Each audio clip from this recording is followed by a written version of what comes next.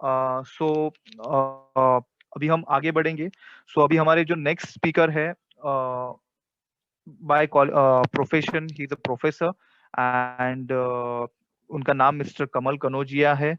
And he is going to share that benefits of never passing negatives to your business partner. So बहुत ही important topic है. So please make notes. So help me welcome on the Zoom dais, Mr. Kamal Kanodia ji. Yeah. Sunit जी, जैसे कि सुनीत जी ने बताया कि मेरा topic है benefit of never passing negative to business partners. तो सबसे पहले मैं है ना डिफाइन करना चाहूंगा बिजनेस पार्टनर्स में हम किन बिजनेस पार्टनर्स की बात कर रहे हैं. ओके, यहाँ पासिंग नेगेटिव अगर हम बोलें तो बिजनेस पार्टनर्स में ये आपके अपलाइंस हो गए. ओके, जिन्होंने आपको स्पॉन्सर किया है वो आपके अपलाइन हो जाएंगे, और साथ ही साथ जो उनके स्पॉन्सर है वो पूरी आपकी एलओएस अपलाइन स्पॉन्सरशिप में आ जाएगी. वो सारे आपके अपलाइन हो गए. ओके, और जिनको आप स्पॉन्सर करोगे वो सब आपके डाउनलाइंस आ जाएंगे. ये सारे बिजनेस पार्टनर्स हैं जिनसे डायरेक्टली आपका बिजनेस का लेना देना है. ओके, ये बिजनेस पार्टनर्स. फिर बाकी के जो आपके अपलाइंस में से हैं उनकी दूसरी लेग्स है वो आपकी क्रॉस लाइन. वहाँ आपका बिजनेस का कुछ लेना देना नहीं है, तो वहाँ के बारे में एक्चुअली आपको क्रॉस लाइनिंग नहीं करनी है, तो फिर उसके बारे में मैं ज्यादा बात नहीं कर रहा हूँ. बट यहाँ पे हम है ना निगेटिव्स आपके बिजनेस पार्टनर्स के बारे में बात करें तो सबसे पहले अगर हम लोग बात करें तो डाउनलाइंस के बारे में. अब ये जो नेवर पासिंग निगेटिव है ये है एक रूल है, कार्डिनल रूल में से एक रूल है. ओके, नाउ कार्डिनल रूल्स क्यों बने हैं? कार्डिनल रूल्स इसलिए बने हैं सो दैट हम अपने बिजनेस को प्रोटेक्ट कर सके. Okay, so this is for the protection of the business. Okay, तो प्रोटेक्शन ऑफ द बिजनेस में पहले अगर हम लोग बोले निगेटिव पास करने के लिए, निगेटिव क्या हो सकता है? हम खड़े हैं, बातें कर रहे हैं, तेरा बिजनेस कैसा हुआ, कितना पीवी हुआ, ये सारी चीजें अगर हम लोग डिस्कस करें. हाँ, और इसमें अगर हम लोग है ना अपने डाउनलाइन के सामने बोलते यार मेरा तो पीवी नहीं हो रहा है, या हम बोलते कि नए पार्टनर्स नहीं आ रहे, या मार्केट में कुछ निगेटिव चल रहा है, डाउनलाइन नया नया है और हमने उसको है ना वो निगेटिव चीजें उस तक पहुंचने दी. Okay, so this is all the things negative जो हमें ना डाउनलाइन तक पहुंचा सकते हैं. अब ये क्यों नहीं पहुंचाना चाहिए, इसका मैं है ना एक एग्जांपल से बात करता हूँ.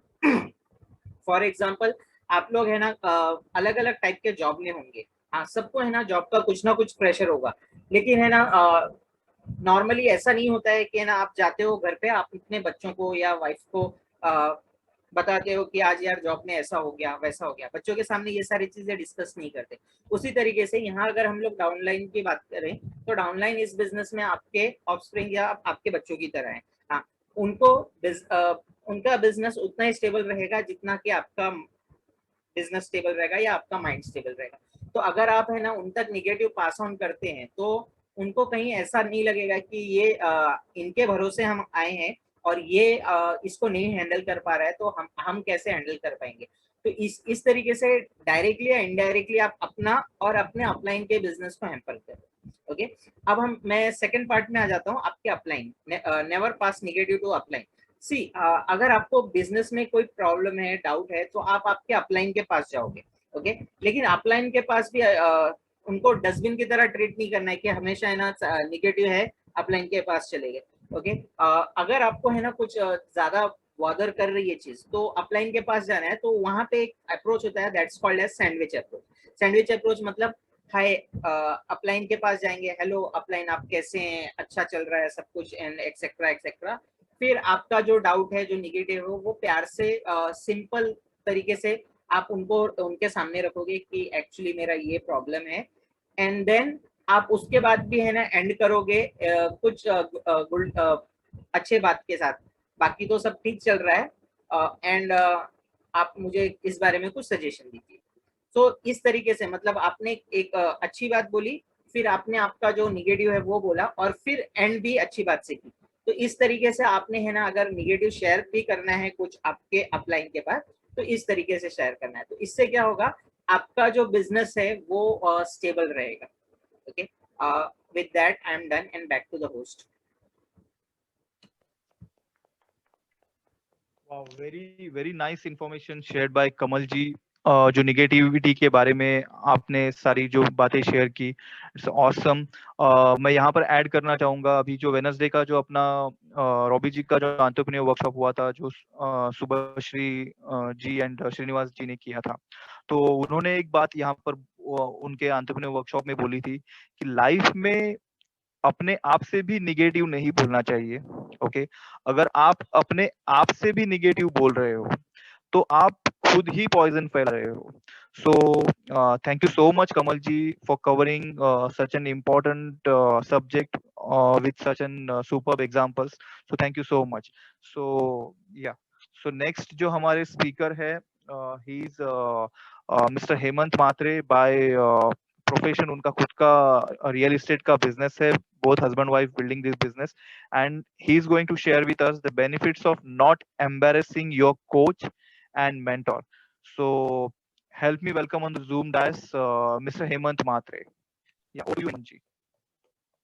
Thank you Sunit ji. सुनीत, मेरा आवाज आ रहा है? आ रहा है सर, आ रहा है। Okay, thank you. Good evening friend, मेरा नाम हेमंत है, हेमंत मात्रे। ये बिजनेस में मेरे वाइफ और मेरे पूरी फैमिली के साथ बहुत पैशनेटली बिल्ड करता हूँ। और हमारे कोच एंड मेंटर है मिस्टर जार भगवागर।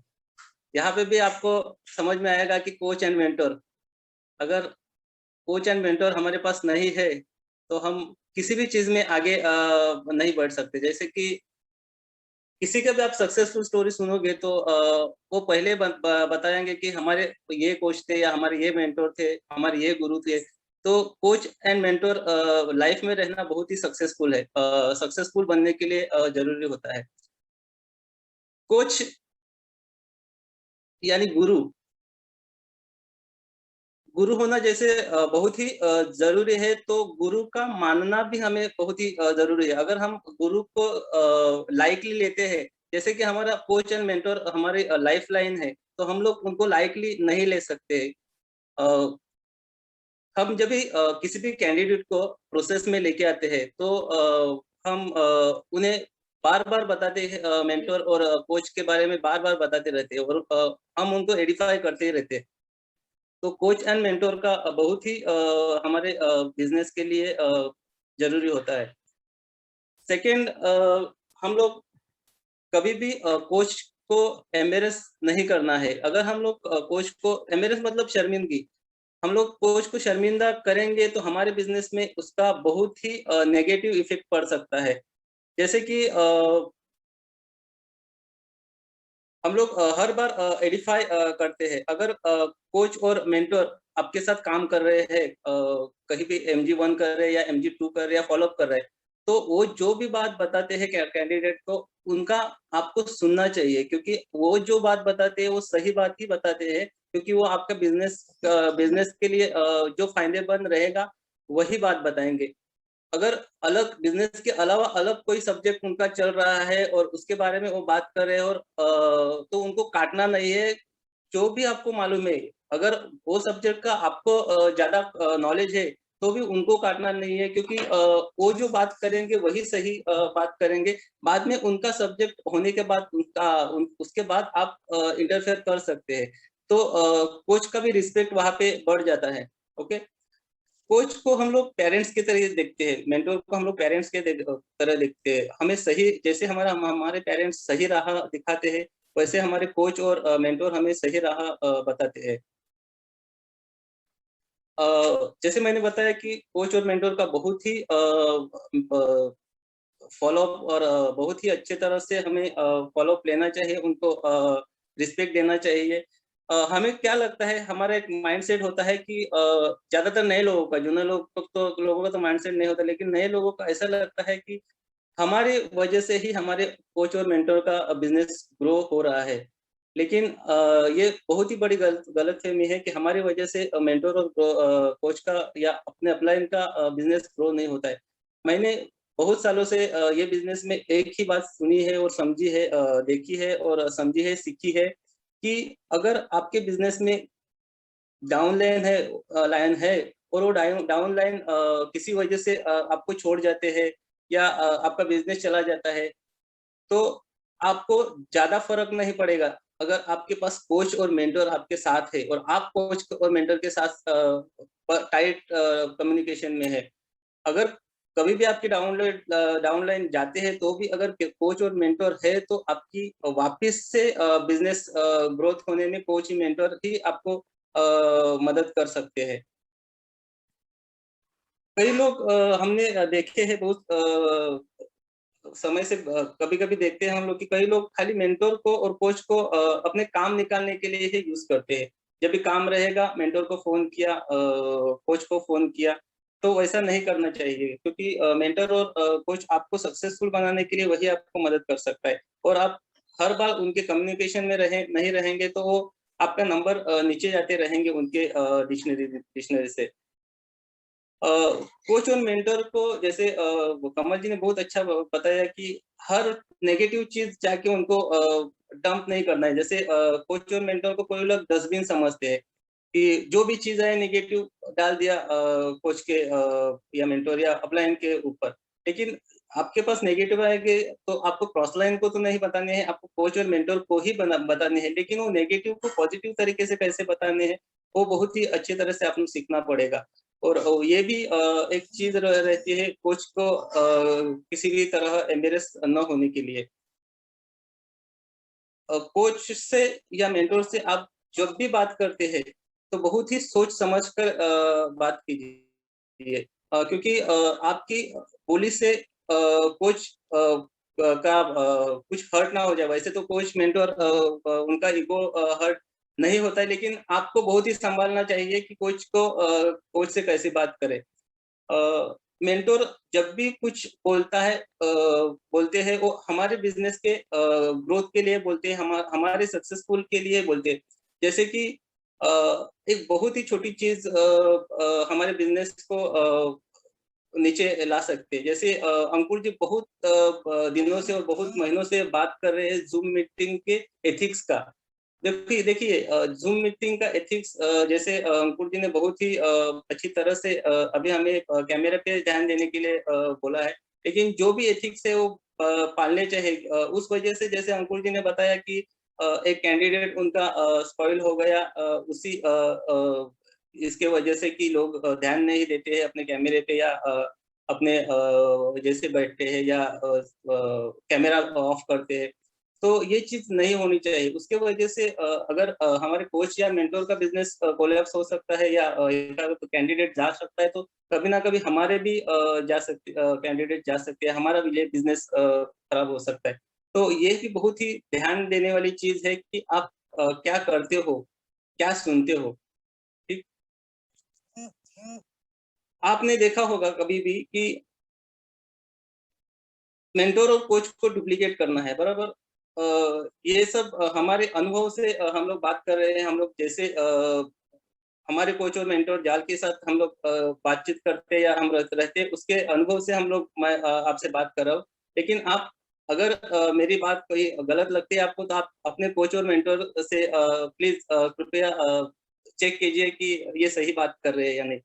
आज तक हम लोगों ने जब से हम लोग बिजनेस में आए हैं तब हम लोग जब भी वन ऑन वन जाल से मिलते हैं या बात करते हैं फोन पे, तभी हम लोगों ने कभी जाल को जाल सर या जाल जी कभी नहीं बात की है उनसे। लेकिन हम जब भी कैंडिडेट के साथ रहते हैं या कोई प्रोस्पेक्ट के साथ रहते हैं या पूरे ग्रुप में रहते हैं तो हम हमेशा जाल को रिस्पेक्ट देते हैं। वैसे तो हम लोग रिस्पेक्ट ही देते हैं क्योंकि कोच को और मेंटर को हमको ऊपर ही रखना है। आप कौन सी भी बात करें तो ऊपर उनको हमारे ऊपर ही रखना है। तो हम जाल सर या जाल जी के जी बोल के ही हम लोग उनसे बात करते हैं। और किसी की भी या किसी कैंडिडेट या किसी भी शख्स की अगर जाल सर नहीं है हमारे साथ और हमारे ऑफलाइन कोच या मेंटर के बारे में कोई गलत बात करते हैं तो किसी की मजाल भी नहीं रहती कि वो बात करे, क्योंकि उनका रिस्पेक्ट हमारे लिए बहुत मायने रखता है। तो वही भी बात होती है कि आप अपने कोच और मेंटर को एडिफाई कैसे करते हैं लोगों की मजाल नहीं होती कि कोई गलत बात करे हमारे मेंटर। इसके पहले आप कैंडिडेट को कैसे उनको एडिफाई करते हैं वो बहुत ही महत्वपूर्ण रहता है। नेक्स्ट ये आता है कि अगर आप किसी भी कैंडिडेट के सामने अपने मेंटोर या कोच को बिठाते हैं या जूम मीटिंग में वन ऑन वन करते हैं, MG1 MG2 कर दे। अगर एग्जांपल में ले लूँ तो अगर कोई डॉक्टर है आपका कैंडिडेट और आपका मेंटोर या कोच अलग बैकग्राउंड से है, तो आपको ज्यादा अपने मेंटोर को एडिफाई करना है, ना कि डॉक्टर को एडिफाई करना है। तो आपको समझ में नहीं आएगा कि कौन किसको बिजनेस में लेके जा रहा है, कौन किसको डायमंड बनाने वाला है। तो बहुत ही सूझबूझ के और समझदारी से हमें बात करनी है अपने मेंटोर के बारे में, अपने कैंडिडेट को। तो बहुत सारी चीज है जिससे आप अपने कोच मेंटोर को एम्बेरसिंग करने से बचा सकते हैं। This is and back to the host.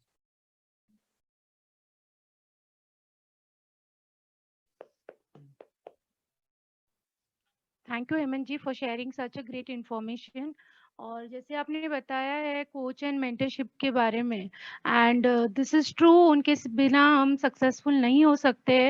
We just need to walk on their footstep, क्योंकि उन्होंने ये जर्नी ऑलरेडी देखी हुई है, एंड टू बी सक्सेसफुल हमें वो फॉलो करना बहुत ज़रूरी है, राइट? जो हमारा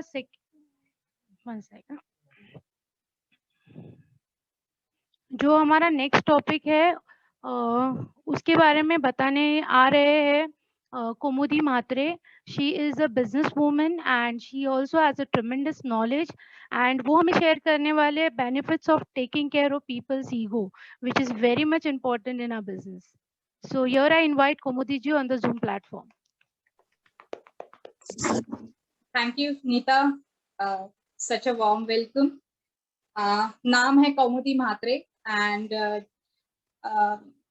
फैमिली के साथ में ये बिजनेस बिल्ड कर रही हूँ। Proudly sponsored, launch by Sanjay and Sangeeta and coach and mentor by जाल बगवागर।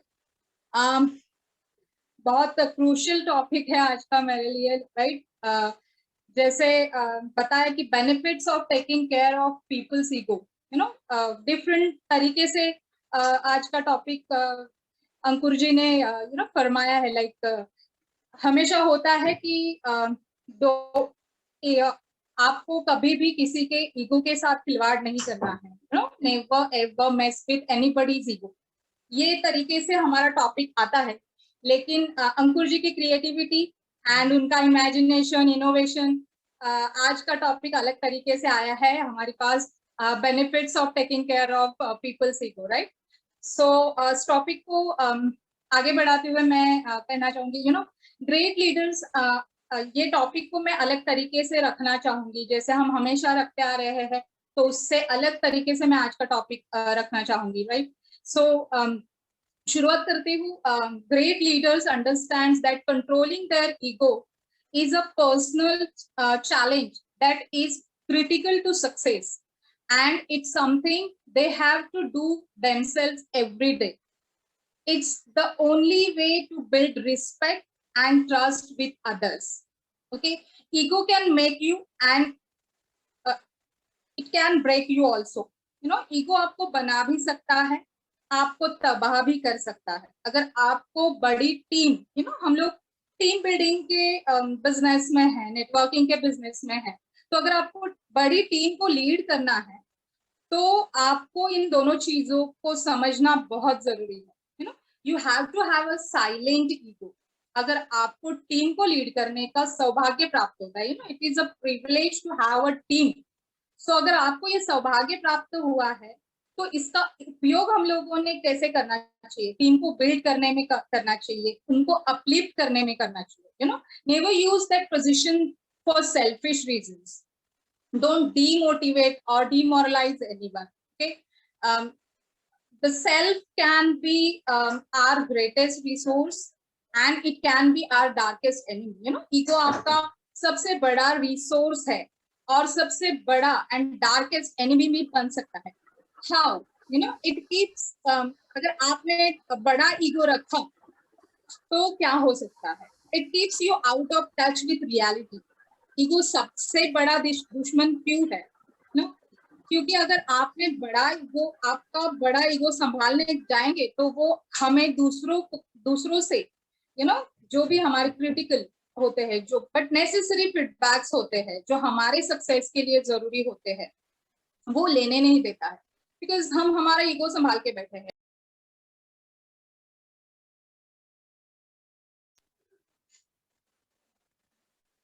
Am I audible? Yes. Yeah, go ahead, go ahead. Miss कर दिया या? Perfect, perfect, perfect. So it keeps you out of touch with reality. तो ego सबसे बड़ा दुश्मन इसलिए है क्योंकि हम लोग बड़ा ईगो संभालने जाते हैं, एंड वो हम लोगों को दूसरों के साथ कनेक्शन बनाने में या उनसे क्रिटिकल और नेसेसरी फीडबैक्स होते हैं हमारे सक्सेस के लिए, वो लेने में हमें अटकाव करता है, इट रेजिस्ट।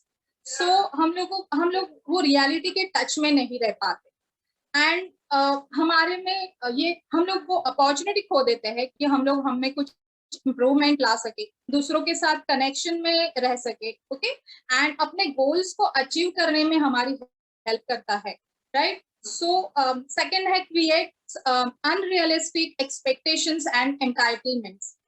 ओके, कभी कभी होता है ये मेरा है, ये मैंने अर्न किया है, अपनी खुशी दूसरों से रखे गए एक्सपेक्टेशंस में हम लोग ढूंढते हैं, सो ये बहुत गलत होता है।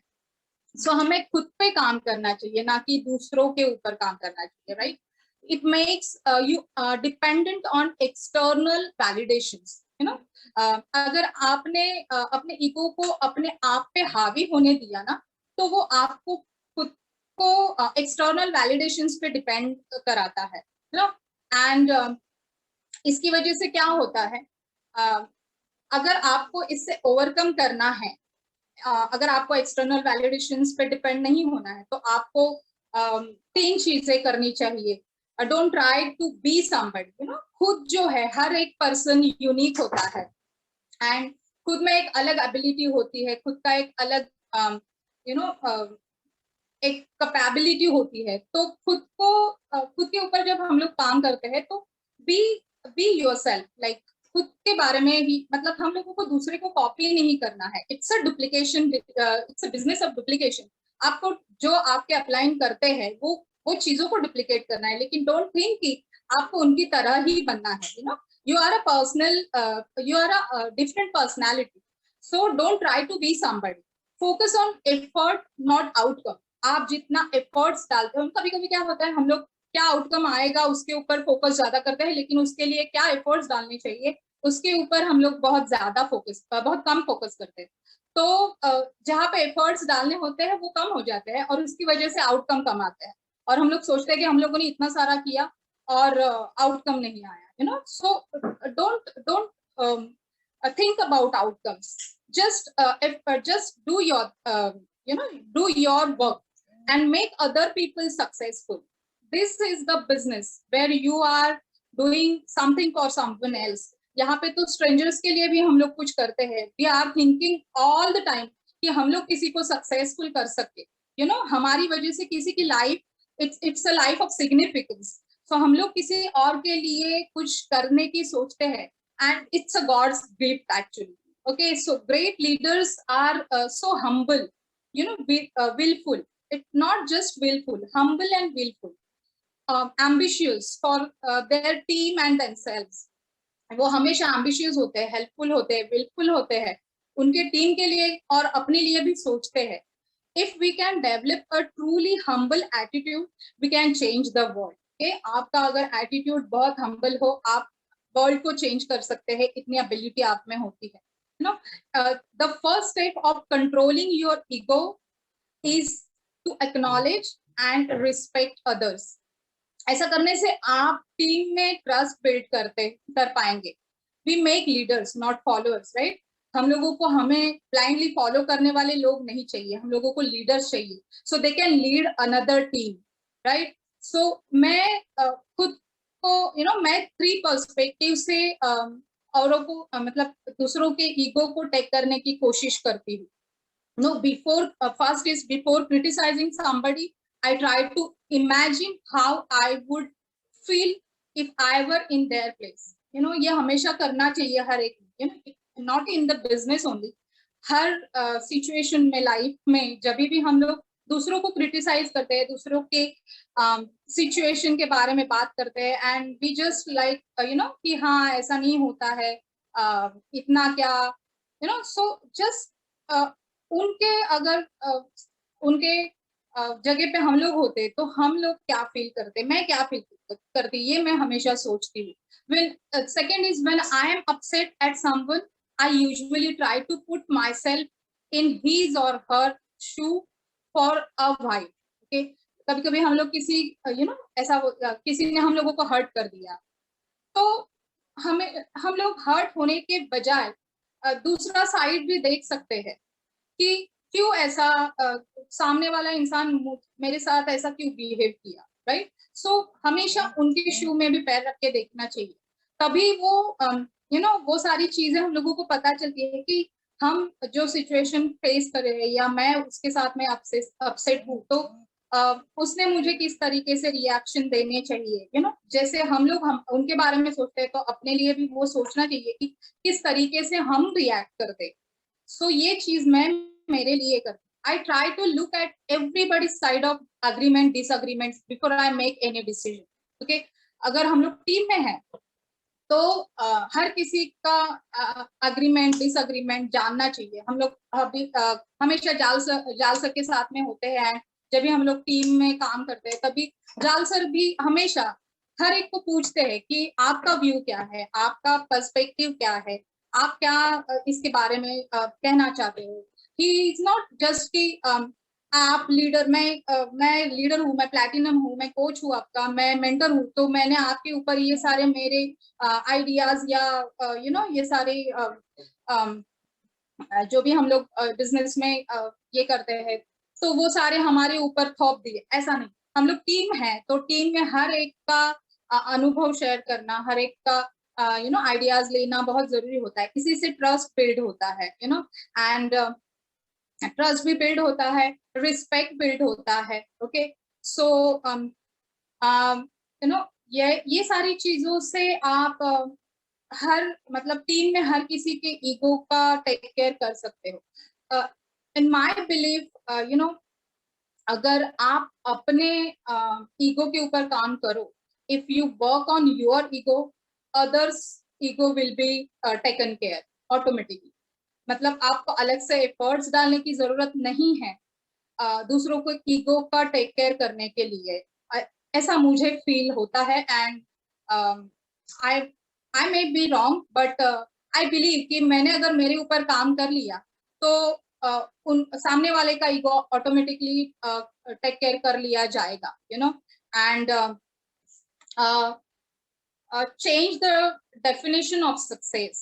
Okay, success is a peace of mind, which is a direct result of satisfaction in knowing you made the efforts to do yourself best to become the best that you are capable of becoming. Okay, so be the team player, be the owner of the business, be the seller of your own ship.